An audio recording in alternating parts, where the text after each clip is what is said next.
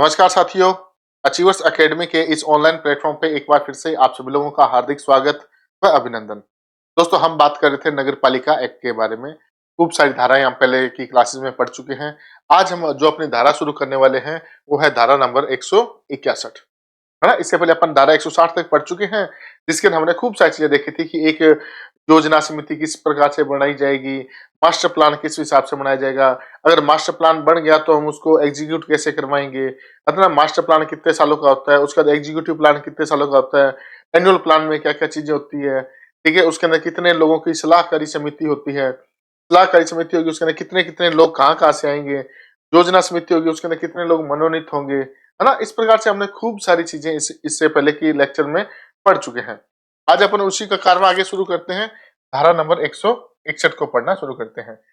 योजना के प्रवर्तन की तारीख।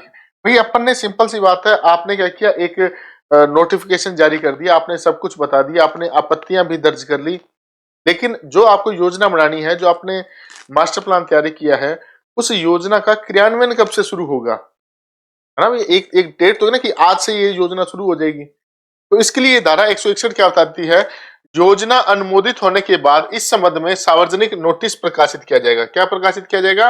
नोटिस प्रकाशित किया जाएगा। गजट के अंदर नोटिस प्रकाशित किया जाएगा। कहां पे? गजट में। गजट में क्या किया जाएगा? इसका एक नोटिस प्रकाशित किया जाएगा, जिसके बाद क्या होगा, ये लागू हो जाएगी। या तो इसके अंदर लिखा होगा कि आज से लागू हो रही है तो उसी दिन से लागू हो जाएगी, या फिर क्या किया जाएगा, नोटिस की तिथि से योजना लागू हो जाएगी। या फिर अगर नोटिस में कुछ लिख दिया है ना, अगर नोटिस के अंदर कुछ लिख दिया है कि आपको ये क्या करना है, ये योजना लागू होगी, जैसे मान लो 25 तारीख को, है ना। ये गजट में क्या प्रकाशित हो रहा है? 18 मार्च को, और इसके अंदर लिख दिया कि 25 मार्च से क्या हो जाएगी, प्रभावी रूप से लागू हो जाएगी। तब ये लागू कहां से होगी? 25 तारीख को। गजट में हमें क्या करना पड़ेगा? इसका प्रकाशन करना पड़ेगा। तो सबसे पहले मेरे हिसाब से बात समझ में आ गई। धारा नंबर 161 कौन सी देख रहे हैं? धारा नंबर 161, योजना के प्रवर्तन की तारीख। योजना अनुमोदित होने के बाद इस संबंध में सार्वजनिक नोटिस प्रकाशित किया जाएगा, और या फिर नोटिस की तिथि से योजना क्या हो जाएगी? लागू हो जाएगी गजट में प्रकाशन के बाद में। नेक्स्ट देखते हैं धारा नंबर 162। धारा नंबर 162 क्या करिए, योजना का पश्चातीकरण उपांतरण। आपको सिंपल सी भाषा समझो कि क्या एक बार हमने योजना शुरू कर दी है, गजट में प्रकाशन हो गया है, उसके बाद उसको चलते हुए 6 महीने, साल, 1.5 साल, 2 साल हो भी चुके हैं, क्या उसके बाद इसमें परिवर्तन किया जा सकता है? और डेफिनेटली किया जा सकता है।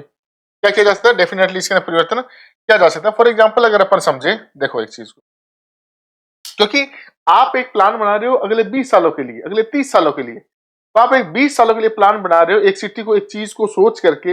हो सकता है वहां पे कुछ ऐसा नया चेंजेस आ जाए कि उसके बाद उसकी जरूरतें बदल जाए, उस जगह की स्थिति बदल जाए, है ना। तो इस जरूरतों के हिसाब से जो परमानेंट उस समय की जरूरतें होगी, उस हिसाब से फिर काम किया जाएगा। तो प्लान में क्या करना पड़ेगा? बदलाव करना पड़ेगा। ये तो ऑब्वियस सी बात है। फॉर एग्जाम्पल सिंपल सा अगर अपन समझे, आप लोगों ने सभी सीकर को जानते हो ना, सीकर। सीकर का जब मान लीजिए प्लान बना होगा, जैसे 20 साल का कोई प्लान बना कि हम क्या करना है, 20 साल के लिए हमें प्लान बनाना है। तो सीकर के आसपास छोटे छोटे गांव थे, उन्होंने एक डिसाइड किया कि छोटे छोटे गांव के लोग सीकर में, शहर में आके बसेंगे। इस प्रकार से हम क्या करेंगे, काम स्टार्ट करेंगे। लेकिन फिर आपने देखा होगा अचानक से ही वहां पे कोचिंग का लेवल काफी अच्छा बढ़ने लगा, वहां पे कोचिंग खूब सारी खुलने लगी, और कोचिंग की वजह से क्या हुआ, वहां पे उसकी जो भी इकोनॉमिक कंडीशन थी उस साइज से चेंज होगी, जियोग्राफिकल कंडीशन खूब सारी चेंज होगी, खूब सारे बच्चे आगे वहां पे, और भीड़, जनसंख्या वहां की दुगुनी, तिगुनी, चौगुनी, 5 गुनी, 10 गुना तक पहुंच चुकी है। तो अब आपको क्या लगता है कि आज से 20 साल पहले जो अपने सीकर को सोचा था, क्या आज भी हम सीकर को वही सोच रहे हैं? तो हम पुराने तरीकों से आज के टाइम पे सीकर का डेवलपमेंट नहीं कर सकते हैं।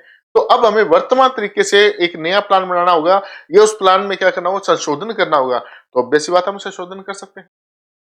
एक और देखते हैं, सीकर के पास में ही एक जगह खाटू श्याम जी का मंदिर है। क्या है? खाटू श्याम जी का मंदिर है। अब खाटू श्याम जी के क्या हुआ कि दिन ब दिन भीड़ बढ़ती जा रही है। आप देखोगे कि आज से 10 साल पहले, 15 साल पहले, 20 साल पहले खाटू श्याम जी का नाम इतना नहीं था, इतने ज्यादा मतलब दूर दूर से जो भी कुछ लोग आया करते थे। लेकिन फिर जैसे जैसे सोशल मीडिया का प्रचार बढ़ा, कुछ लोग बोलने लगे बाबा जी का चमत्कार बहुत अच्छा है, कुछ लोगों की आस्था ज्यादा बढ़ने लगी। तो अचानक से जो सैलानियों का सैलाब था, वो किस साइड में आने लग गया? खाटू श्याम जी की तरफ आने लग गया। पहले एक छोटा सा मंदिर था जिसमें गांव वाले 2, 4, 5, 10 लोग, 20, 50 लोग जाते थे, या कभी कभार मेले में के टाइम पे थोड़ी बहुत भीड़ आ जाती थी, 50,000 लाख लोग आ गए। आजकल तो नॉर्मल टाइम पे इसके अंदर 10-10 लाख लोग आ जाते हैं। तो उस समय पे सोचो कितनी कंडीशन बढ़ चुकी है। अब अगर बाहर से पर्यटक आएंगे, सैलानी आएंगे, भक्त आएंगे, तो उनके रहने की व्यवस्था करनी होगी। तो वहां पे इंडस्ट्रीज, उस साल की होटल इंडस्ट्रीज ने खूब बूम किया। इसके साथ साथ उनके रहने की, उनके खाने पीने की सारी व्यवस्थाएं देखनी होगी। खिलौने की, बच्चे खिलौने लेंगे, उनके लिए व्यवस्था होगी। गाड़ी आएगी तो उनके पार्किंग की व्यवस्था होगी। गाड़ी आएगी उनके पेट्रोल की, उनके मेंटेनेंस की, हर चीज की व्यवस्था देखनी पड़ेगी। तो क्या हम उसी खाटू श्याम के नगर पालिका को, जो आज से 20 साल पहले सोचा था, क्या हम उसके हिसाब से डेवलपमेंट कर सकते हैं इस आज के टाइम पे? नहीं कर सकते हैं। तो अब हमें क्या करना होगा, हमारे को प्लान में कुछ ना कुछ चेंजेस करने होंगे। तो समझ में आई बात? अगर हमने प्लान चाहे कितनी मर्जी सालों का बना रखा हो, अगर हमें जरूरत महसूस होती है कि आज हमने जो पहले 10 साल पहले प्लान बनाया था उसके हिसाब से इसका डेवलपमेंट सही नहीं है, हमें उसके अंदर कुछ ना कुछ चेंजेस करने हैं, तो हम क्या कर सकते हैं, चेंजेस कर सकते हैं। सिंपल यही धारा बताती है हमें। हमारी धारा क्या बता रही है, योजना के बाद में हम क्या इसके अंदर कुछ चेंजेस कर सकते हैं? तो हाँ भाई, चेंजेस कर सकते हैं। तो देखिए क्या कैसे कैसे हो सकता है। योजना लागू होने के बाद भी सरकार की अनुमति से, किसकी अनुमति से? सरकार की अनुमति से परिवर्तन किए जा सकते हैं, लेकिन निम्न परिवर्तन नहीं किए जा सकते हैं। आप सरकार की अनुमति से परिवर्तन तो कर सकते हैं, लेकिन कुछ एक चीजें हैं जिनमें परिवर्तन नहीं कर सकते। कौन कौन से हैं? ऐसे परिवर्तन जिनसे योजना का मुख्य चरित्र, मुख्य ढांचा ही प्रभावित हो जाए। कोई योजना हमने बनाई है और उससे पूरा पूरा ढांचा ही बिगड़ता जा रहा है इससे, तो हम वो चेंजेस नहीं कर सकते हैं। भूमि उपयोग से संबंधित परिवर्तन, भूमि के उपयोग में हम क्या कर रहे हैं, परिवर्तन कर रहे हैं, तो उस समय पे आपको क्या होगा, दिक्कत होगी। क्योंकि सिंपल सी बात है, हम देखते हैं कि दो तरह की भूमि होती है मेन, मुख्यतः देखी जाए तो। एक तो एग्रीकल्चर लैंड होती है और एक होती है रिहायशी, है ना, जहाँ पे रिहायश होती है, या फिर अपन बात करें रहने के लिए जो भूमि होती है। आप इनके जब चेंजेस करवाते हो तो बहुत ज्यादा इसमें डिफिकल्टी जाती है। तो इन्होंने बताया हुआ कि भूमि के उपयोग से संबंधित परिवर्तन आप नहीं करोगे।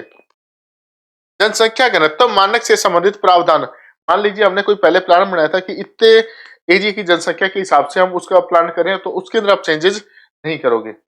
इसके बाद में परिवर्तन की सूचना प्रकाशित की जाएगी और आपत्तियों को सुना जाएगा। जब भी आप ऐसा कोई प्लान एग्जीक्यूट करवाने की कोशिश करोगे, आपको लगेगा कि हम ये चीज चेंज कर रहे हैं, तो ऑब्वियस सी बात है, हम पहले भी तो यही कर रहे थे कि हमने कोई भी चीज अमेंडमेंट किया, कोई भी चीज नहीं डाल रहे उसके अंदर। तो जैसे पहले क्या हुआ था, हमने जैसे कोई योजना बनाई तो सभी लोगों से आपत्तियां भी तो मांगी थी ना, कि भाई किसी को दिक्कत है तो बताओ हमारे को। इन्होंने कहा आप अमेंडमेंट कर रहे हो, आप उसके अंदर संशोधन कर रहे हो, आप उसके अंदर कोई घटाव डाल रहे हो, तो उस समय पे भी आपको क्या करना होगा, एक आपत्तियां लेनी होगी और आपत्तियों को सुना जाएगा आराम से। ऐसा नहीं कि आपत्तियां आ गई, उनको बोला ठीक है आपने बोल दिया, अब जाओ अपना काम करो, हम तो अपने हिसाब से काम करेंगे, ऐसा नहीं करोगे। तो समझ आई बात? क्या क्या हो सकता है, परिवर्तन की सूचना प्रकाशित की जाएगी, आपत्तियों को सुना जाएगा, परिवर्तन प्रकाशन की तिथि से लागू हो जाएगी। जिस दिन हमने प्रकाशन कर दिया उसके बाद से हम क्या हो जाएगी, चीजें लागू हो जाएगी। आर्टिकल नंबर 162, यहाँ तक बातें समझ आ गई होगी मेरे हिसाब से। आगे देखते हैं धारा नंबर 163। धारा नंबर 163 बिल्कुल सिंपल सी है, योजना का क्रियान्वयन, नगर पालिका इस संबंध में आवश्यक कदम उठा सकेगी। भाई यही धारा इसके अंदर बता रही है कि सॉरी, कि अगर मान लीजिए नगर पालिका के कोई भी जैसे मान लीजिए कोई काम पड़ गया नगर पालिका को, सिंपल सी बात है, हमने कोई योजना बनाई है ना, ये क्या है हमारी एक, अब इस योजना के अंदर हमारे को कोई काम की जरूरत पड़ती है, उस समय पे नगर पालिका इस संबंध में आवश्यक कदम उठा सके। अगर कोई भी चीज चेंजेस करने, कुछ भी करने, तो ये काम करेगी कौन, नगर पालिका करेगी। कौन करेगी, नगर पालिका। योजना का क्रियान्वयन, अब इसके अंदर काम करेगा कौन, नगर पालिका खुद संभालेगी इस काम को। ये बात किसके अंदर बताई गई है, आर्टिकल सॉरी धारा नंबर 163 के अंदर। ठीक है, आगे देखते हैं। बिल्कुल छोटी छोटी धाराएं, अब ज्यादा कुछ बड़ा है नहीं इसके अंदर। धारा नंबर 164, धारा नंबर 164 में क्या कहा गया, पहले देखते हैं। इस अधिनियम के पूर्व तैयार की गई योजनाएं इस अधिनियम के तैयार होने के बाद में इसके साथ ही समझी जाएगी। सिंपल सी बात है, मैं एक चीज बताता हूं आपको। मान लीजिए एक योजना चली थी 2000, योजना कब की चल रही है, 2006 में बनी थी। कौन सी योजना बनी, 2006 में एक प्लान तैयारी हुआ। वो 20 साल का प्लान था, तो लगभग कब तक चलेगा, 2026 तक चलेगा। बीच में ही हमारा आ गया एक्ट 2009 में। तो अब क्या होगा, क्या अब ये 2006 वाला प्लान खत्म हो जाएगा? तो हमने कहा नहीं भी, खत्म नहीं होगा। अब इससे पहले जो भी प्लान चले, चाहे 2006 का चल रहा हो, चाहे 2007 का चल रहा हो, चाहे 2005 का चल रहा हो, चाहे 1996 का चल रहा हो, कोई भी प्लान चल रहा हो, वो खत्म नहीं होगा इसके अंदर। अब से क्या माना जाएगा कि ये जो प्लान था 2006 का था, ये अब 2009 के अंडर में माना जाएगा कि हाँ भाई इसको भी यहाँ पे मान्यता मिली हुई। बात आई समझ में? समझ, इनका कहने का मतलब ये था कि इससे पहले अगर कोई भी इस प्रकार की योजनाएं चले, कुछ भी काम चल रहा है, तो वो किसके अधीन माना जाएगा? आज से 2009 के अंडर में ही माना जाएगा। यहाँ तक बात समझ आएगी? अच्छा एक बात और, ये तो चलो अपन देखते हैं इसको, पहले ये लाइन खत्म करते हैं। पहले इस अधिनियम के पूर्व तैयार की गई योजनाएं इस अधिनियम के अधीन ही समझी जाएगी। दूसरी बात क्या बताई जा रही है? मास्टर प्लान अनुमोदित होने पर पुराना मास्टर प्लान लागू नहीं रहता। इसका कहने का मतलब तात्पर्य क्या है? जैसे मान लीजिए टाइम टाइम पर मास्टर प्लान तो चेंज होते रहते हैं। मान लीजिए 2006 में हमने एक मास्टर प्लान बनाया और वो चलता जा रहा है। इसके बाद क्या हुआ, अचानक से हमें लगता है कि यार हम इस मास्टर प्लान के तहत हम आगे काम नहीं कर पाएंगे, थोड़ी दिक्कतें आएगी, या फिर जैसे पूरा पूरा ढांचा चेंज हो गया। अब हमें यहाँ जैसे मैं बताऊं ये अपने बाड़मेर है, जैसे ना बाड़मेर, बाड़मेर में एक ऐसा एरिया जहाँ पे तेल रिफाइनरी मिली है ना, तेल की खोज हुई, यहाँ पे क्रूड ऑयल मिलना स्टार्ट हुआ है। तो अब क्या होगा, वहां पे तो अलग इंडस्ट्री स्टार्ट हो जाएगी वहां पे। तो क्या बाड़मेर की जो छोटी छोटी जो तहसीलें थी, छोटे छोटे गांव थे जहाँ पे अब ये तेल मिलना स्टार्ट हुआ है, क्या हम उनका डेवलपमेंट क्या उसी हिसाब से करेंगे? नहीं कर पाएंगे, क्योंकि अभी हमें पता है कि यहाँ से बहुत बड़ी बड़ी इंडस्ट्रीज लगेगी, उनके ले जाने के लिए, आने के लिए सारी सुविधाएं, उनके लिए सब कुछ चीजें चाहिए। तो उस कंडीशन में हमें क्या करना होगा, अलग से एक मास्टर प्लान तैयार करना होगा। तो ये धारा क्या बताती है कि अगर मान लीजिए हमने कोई नया मास्टर प्लान बना लिया, क्या बना लिया है? नया मास्टर प्लान बना लिया। कोई एक जगह थी, मान लीजिए ये जगह एक्स जगह, इस एक्स जगह के लिए हमने क्या किया था, एक मास्टर प्लान बनाया था।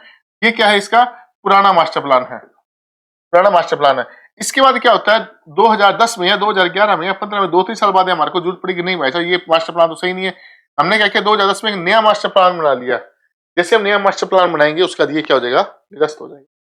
यही सब बातें इसके अंदर बताई गई है। देखते हैं इसको।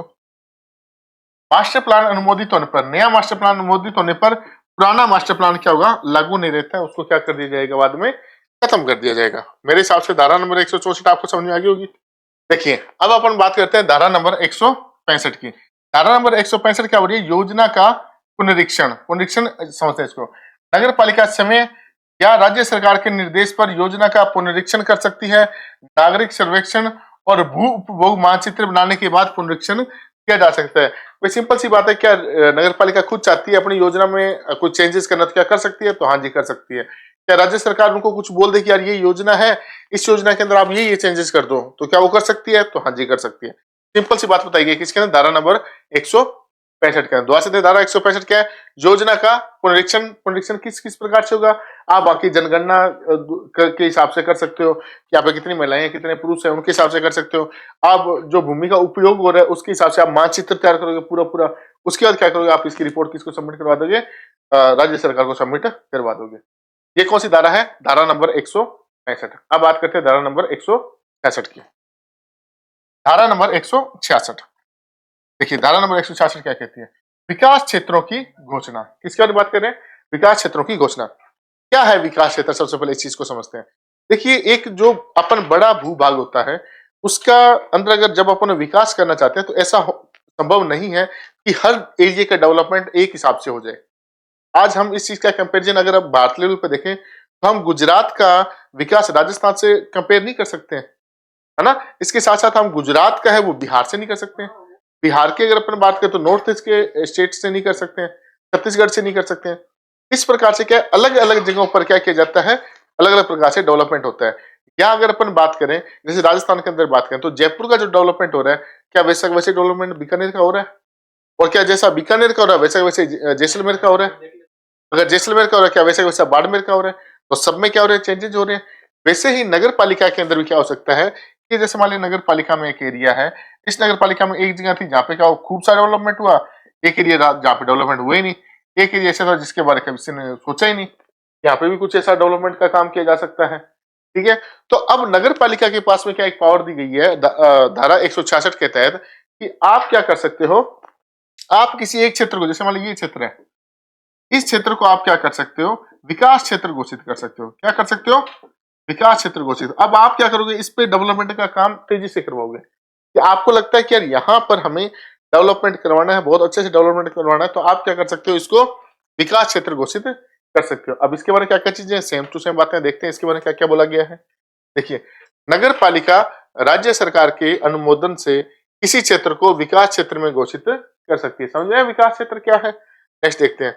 इस संबंध में गजट अधिसूचना जारी की जाएगी। भाई बाकायदा प्रॉपर रूप से बताया जाएगा कि हम क्या कर रहे हैं, इस क्षेत्र को विकास क्षेत्र के रूप में अब डेवलप करेंगे।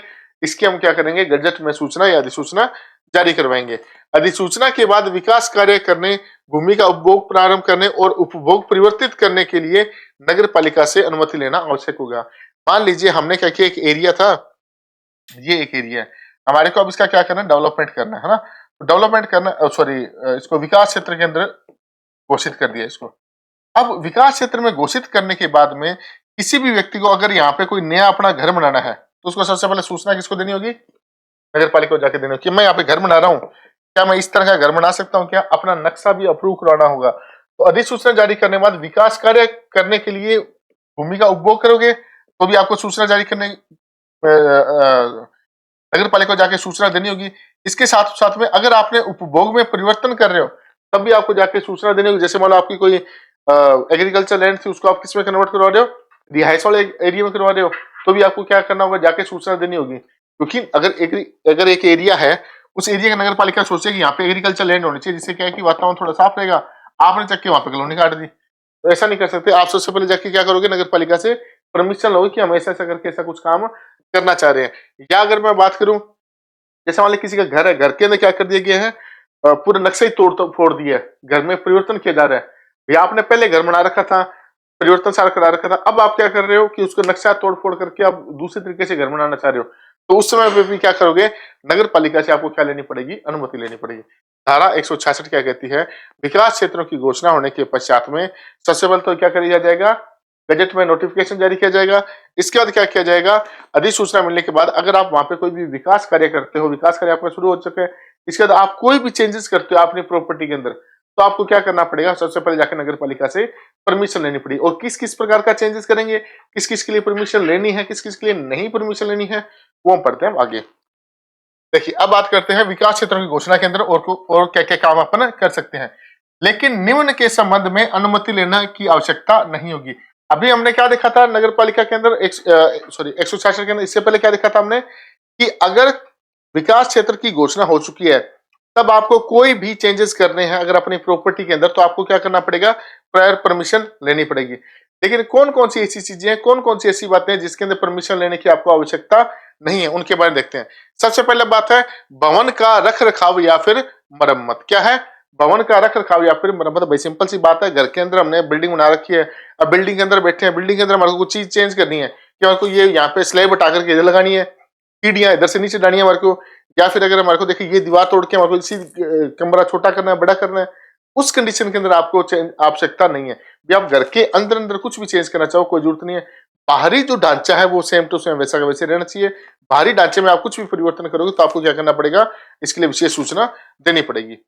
बाहरी स्वरूप को प्रभावित किए बिना आंतरिक परिवर्तन।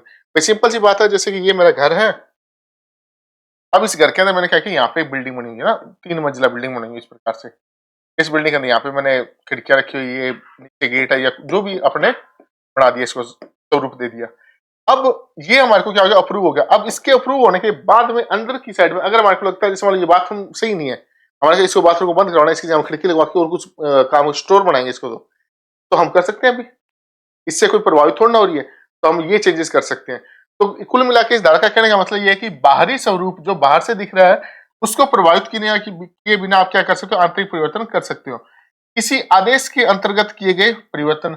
अब मान लीजिए आपने सही तरीके से देख लिया कि परमिशन लेना तो आवश्यक है, लेकिन आपको कोर्ट के आदेश आ गए कि आपकी ये जो दीवार है तोड़ दो इसको, तो उस समय पे आपको ऐसा नहीं कि आप जाके नगर पालिका पे ले दोगे, सर हमारे को आदेश है, हम क्या ये तोड़ सकते हैं, नहीं तोड़ सकते। भाई कोर्ट का आदेश है वो, आप क्या कर सकते हो, उसको तोड़ सकते हो। बात करते हैं आपको नगर पालिका को लिए उस समय पे परमिशन, कोई भी किसी प्रकार की परमिशन लेने की आवश्यकता नहीं है। कोर्ट का आगे आदेश आ गया, आप उस दीवार को, उस पूरे एरिया को भी तोड़ सकते हो। तो किसी आदेश के अंतर्गत किए गए परिवर्तन आप कर सकते हो, कोई दिक्कत वाली बात नहीं है। या फिर क्या बताते हैं, केंद्र सरकार, राज्य सरकार या स्थानीय प्राधिकरण के अधिकारियों द्वारा दिए गए निम्न परिवर्तन। मान लीजिए कि कोई केंद्र सरकार है, आप सिंपल सा एक चीज समझो, जैसे मान लो ये क्या है, आपका एक एरिया है जो किसके अंदर घोषित किया गया, विकास क्षेत्र के अंदर, इसके क्षेत्र की घोषित कर दिया गया विकास क्षेत्र की हमारे यहाँ पे क्या होगा, इस एरिया के अंदर क्या किया जाएगा, अब विकास किया जाएगा। है ना। अब इस विकास वाले क्षेत्र को, इस एरिया को क्या किया जाएगा, मान लीजिए यहाँ से कोई एक हाईवे गुजर रहा है, तो यहाँ से इस प्रकार से जाएगा, ठीक है। तो अब इस हाईवे की वजह से यहाँ पे कोई तोड़ फोड़ करनी पड़ी है, यहाँ पे निर्माण कार्य करवाना पड़ रहा है, इसके लिए आपको प्रायर परमिशन लेने की आवश्यकता नहीं है कि नगर पालिका जाके परमिशन लेके आओ कि हम यहाँ पे बना ले या नहीं बनाए, वो परमिशन कब देगा कब नहीं देगा, इस प्रकार से तो बहुत टाइम वेस्ट चला जाएगा इनका।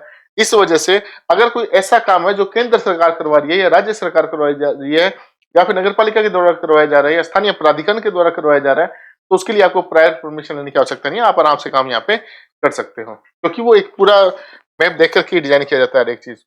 इसके बाद इनमें क्या है, केंद्र सरकार राज्य सरकार किस किस केंद्र में परिवर्तन करेगी तो हमें हमें परमिशन लेने की आवश्यकता नहीं है। ऐसे परिवर्तन जो राजमार्ग सड़क आदि के रख रखाव के लिए जरूरी हो इसलिए कर सकते हैं। उसके बाद सीवरेज जल निकासी केवल आदि के रख रखाव नवीनीकरण से संबंधित परिवर्तन हो तो उसके अंदर हमारे को क्या है परिवर्तन कर सकते हैं, हमें परमिशन लेने की आवश्यकता है। इसके अंदर मेरे हिसाब से धारा समझ आ चुकी होगी 166 के अंदर क्या क्या चीजें हैं, है ना। आगे देखते हैं इसी के अंदर अपन और क्या है। केंद्र सरकार राज्य सरकार या स्थानीय प्राधिकरण के अधिकारियों द्वारा दिए गए निम्न परिवर्तन, सॉरी वही लाइन वापस आ रही है कि और क्या क्या चीजें वो खुद कर सकते हैं, जैसे कि खेती के लिए कुआं बनाना। अब अगर किसी व्यक्ति के वहां पे एग्रीकल्चर लैंड है और एग्रीकल्चर लैंड में वो चाहता है मैं कुआं बनाना चाहता हूँ, वही बना सकता है, उसके लिए आपको परमिशन लेने की आवश्यकता नहीं। आपकी लैंड आप उसके अंदर क्या कर सकते हो, भूमि के अंदर बना सकते हो। कृषि भूमि तक सड़क बनाना, मान लीजिए ये आपकी एक क्या है भूमि है, ठीक है, ये आपकी जमीन है एग्रीकल्चर लैंड है, आपका यहाँ से इतना सा था कच्चा रास्ता था, अब आपको ये रास्ता क्या करना है पक्का करना है, क्योंकि जैसी बरसात आती है खराब हो जाती है सड़क, आप ट्रैक्टर लेके जाते हो आपको नुकसान होता है, आपकी ट्रॉली पलट जाती है कई बार, तो आप क्या कर सकते हो इस सड़क को क्या कर सकते हो पक्का करवा सकते हो, इसके लिए आपको परमिशन लेने की आवश्यकता नहीं है।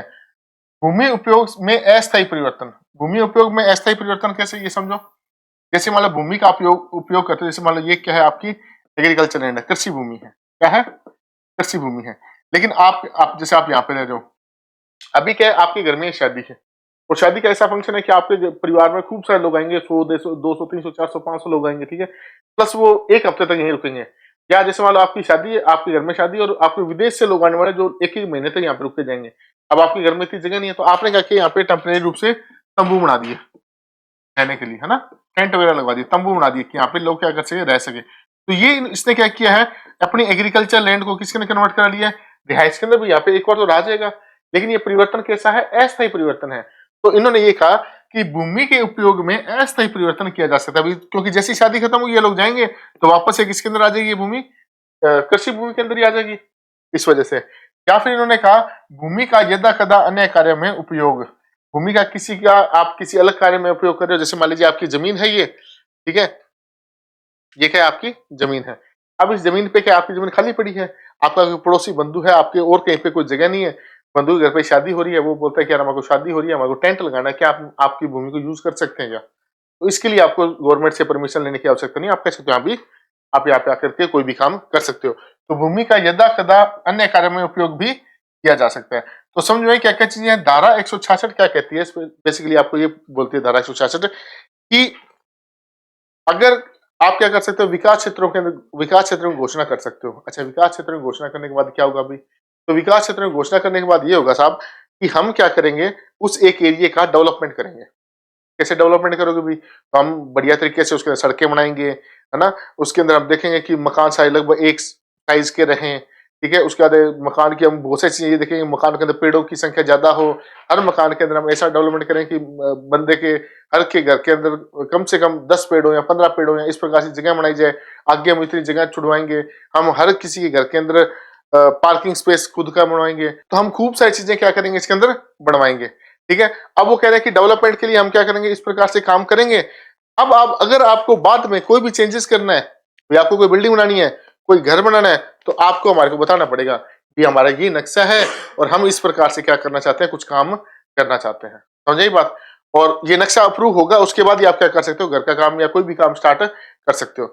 इसके बाद ये धारा क्या कहती है कि जैसे कुछ चीजों के लिए आपको परमिशन लेने की आवश्यकता नहीं पड़ेगी, सारी चीजों के लिए तो आपको परमिशन लेने की आवश्यकता है भी, हम ये काम करेंगे ये काम नहीं करेंगे, लेकिन कुछ एक चीजें हैं जिनके लिए आपको परमिशन लेने की आवश्यकता नहीं है, आप डायरेक्ट भी काम कर सकते हो। तो उनके अंदर हमने खूब सारी चीजें देखी है, जैसे कि अगर मान लो कोई सड़क बन रही है उसके अंदर आप कर सकते हो, कोई गवर्नमेंट अप्रूवल गवर्नमेंट का कोई आदेश आ चुका है, कोर्ट का कोई आदेश आ चुका है, तो भाई आपको पूछने की जरूरत नहीं, आप कर सकते हो। चार दीवारी के अंदर आपके घर के अंदर अंदर आपको कुछ चेंजेस करने हैं तो आप भी कर सकते हो। आपका कोई खेत है, खेत के अंदर कुआं बनाना चाहो तो बना सकते हो। आपका खेत है, खेत तक जाने का रास्ता बनाना है तो आप भी बना सकते हो। अगर आपकी कोई एग्रीकल्चर भूमि है और इसका आप यदा कदा आप किसी और काम में प्रयोग कर रहे हो तब भी आप कर सकते हो। ये चीजें आप कर सकते हो। तो कुल मिला के छोटी छोटी ये धाराएं हैं, सिर्फ समझने वाली धाराएं, और इसके अंदर कुछ भी बड़ी बात नहीं है। आप एक एक दो दो बार पढ़ने की वैसे आवश्यकता भी नहीं है, क्योंकि इनके अंदर ये क्वेश्चन नहीं पूछा जाएगा कि ये सब चीजें किस धारा के अंदर है, ये किस धारा के अंदर, ये किस धारा के अंदर है। सिंपल आपसे चीजें पूछी जाएगी और वो आप चीजें अगर आप थोड़ी सी समझ रखोगे तो आपको अपने आप से धारा खत्म हो जाएगी। ठीक है, तो आज की क्लास अपन इतने ही पढ़ते हैं, मिलेंगे हम नेक्स्ट क्लास में। तब तक के लिए थैंक यू सो मच।